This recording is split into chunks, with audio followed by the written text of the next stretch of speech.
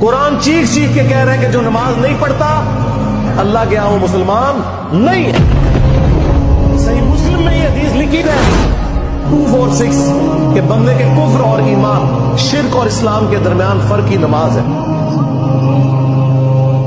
یہ حدیث مسلم میں ہی لکھی رہ گئی کہ ابن مسعود رضی اللہ تعالیٰ عنہ کہتے ہیں کہ جماعت کے ساتھ نماز پڑھنا یہ سنت خدا ہے، یہ تمہارے نبی کی وہ سنت ہے جو اللہ نے انہیں عطا کی. اگر اسے چھوڑ دو گے تو برباد ہو جاؤ گے. رسول اللہ کے زمانے میں اگر کوئی بیمار بھی ہوتا اور 2 بندوں کے سہارے مسجد میں آ کے نماز پڑھ سکتا تو اس کی کوشش ہوتی کہ میں مسجد میں جماعت سے نماز پڑھوں، کہیں مجھے منافق نہ شمار کر لیا جائے.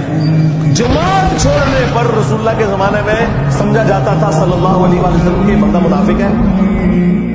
صحابہ کرام کو، اہل بیت کو کب معلوم تھا کہ ایسی امت بھی آنے والی ہے جو آپ سے بڑا عشق رسول ہونے کا دعویٰ کرے گی اور نماز ایک نہیں پڑھے گی.